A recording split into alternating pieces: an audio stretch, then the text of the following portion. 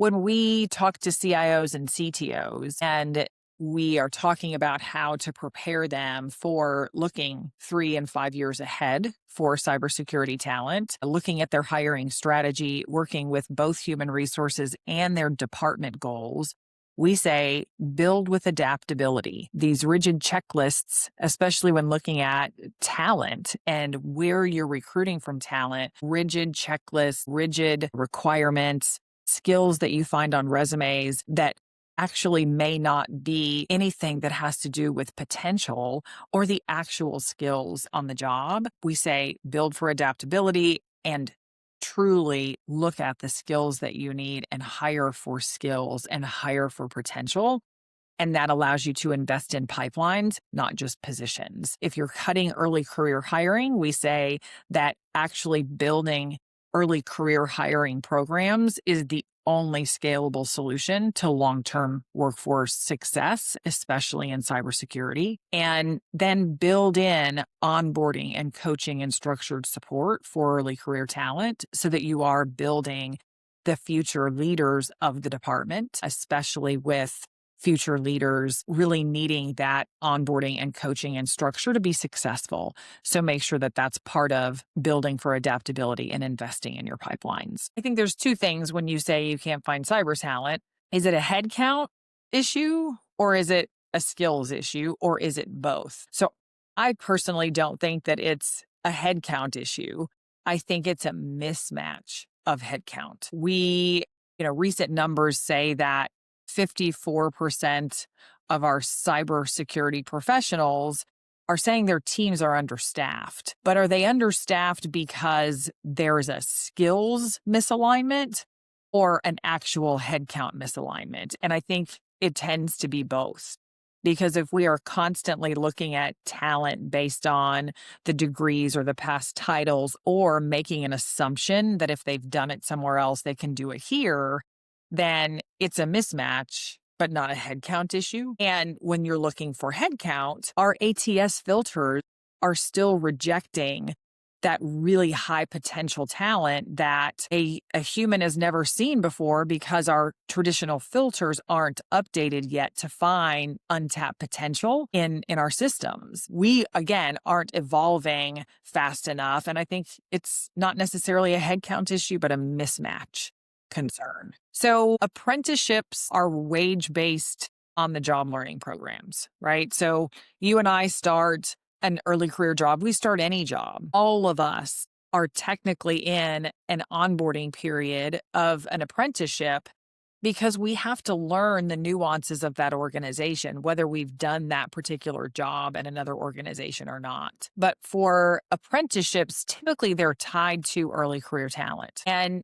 when you decide that it's time to start building talent pipelines, an apprenticeship is an incredible solution for organizations that specifically for cybersecurity talent, because there aren't enough cybersecurity professionals that are in their early career years. We have a lot of senior talent that are in cybersecurity, but that talent is going to retire.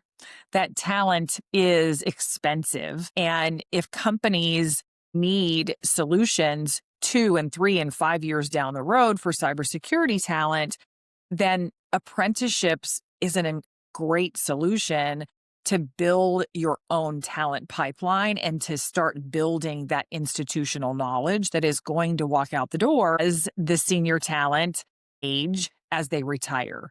So an apprenticeship being a wage-based on the job learning program, companies can customize the training. They can work with training providers or staffing companies that provide on-the-job solutions. There are hire, train, deploy models that can support early career and even career changers. But the greatest thing about apprenticeships is it really taps into what people are capable of. And if they can learn on the job and they're adaptable and they're nimble, and if they've come from boot camps, veterans are great talent pools to pull from for apprenticeship programs and even career changers. The apprenticeship model can be a really great long-term solution for cybersecurity talent pools versus these traditional models that are stuck with looking at resumes and stuck with looking at degrees Apprenticeships can really tap into a lot of talent pools that clients are just not looking at today. YUPRO Placement's role in apprenticeships, we are a turnkey solution and a bridge to our clients where we offer a very unique turnkey model that pulls together curriculum that is specified specifically for clients that need cybersecurity talent or other IT roles. We offer all of the employer of record and de-risking support that comes with being a staffing organization. So when clients don't quite know how to pull together an apprenticeship program, we say, well, let us help you pull that together. Let's bring in the training provider. Let's provide you with a contract to hire model that de-risks the process. And then you can convert this talent in the future to your full-time staff, or you can continue on a contract basis as early career talent or even career changers prove themselves in the training program itself. We offer informal apprenticeship programs and DOL, Department of Labor registered apprenticeship programs. And they're different because there is a certification process that goes along with this DOL program, where in informal programs, it is more of a just-in-time model. It can be very customized, and it can also serve in a shorter period of time than a registered model.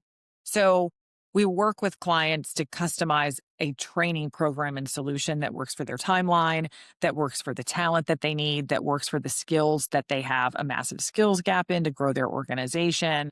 And again, clients that want to start building their own talent pipeline to move their business forward. Think that apprenticeship models and building your own talent pipeline are really going to set enterprise organizations apart from their competition. So YUPRO Placement and Empower, we are partners in the war for skills for cybersecurity.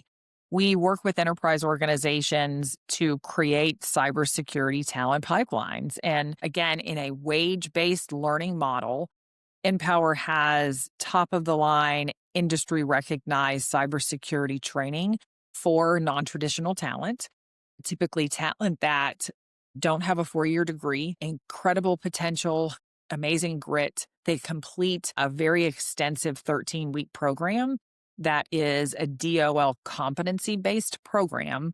And then we place them into a contract to hire continued on-the-job learning model with structured coaching, touch points, ensuring that the talent are successful so that we can help clients build their talent pipeline in cybersecurity with Empower-backed industry-recognized curriculum. I think the apprenticeship solution is something that our current administration has touted as wanting to hit 1 million apprenticeship programs a year. And the staffing industry can really accelerate the adoption of apprenticeship programs by overcoming a lot of the common barriers that we hear, especially in cybersecurity, which is one of this administration's focuses in their apprenticeship model with the emergence of AI. So when we hear it's too complex, they fear that there's an administrative burden. We support that administrative burden. That is part of the turnkey solution. And then we also hear our team doesn't have time to train. Managers are overwhelmed. We cut our L&D, or we don't have somebody to support this. Again, our turnkey solution supports touch points with our talent, touch points with the manager. And we fill in those cracks in the infrastructure that an organization may experience.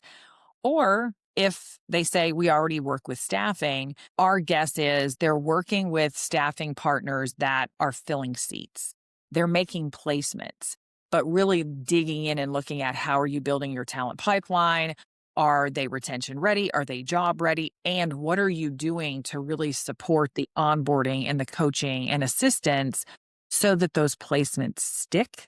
That is what we work with our clients on to ensure that we have retention-ready talent, and many times from untapped talent pools, and not pulling from the same database that other staffing firms continue to pull from. Our pipelines are different. We support training programs, boot camps. We support veterans. We support talent coming out of community colleges with specific credentials and skills, and a lot of nonprofit organizations that offer really exceptional training. We support their talent into apprenticeship and wage-based learning programs so that that structured support is there at the placement and beyond, so that we can drive really high retention rates and institutional knowledge staying in organizations that companies really need now with the aging workforce and the skills and the talent that are walking out the door and retiring and aging. We have to start building talent pipelines directly so that we have senior leaders in the future, where today that's at risk.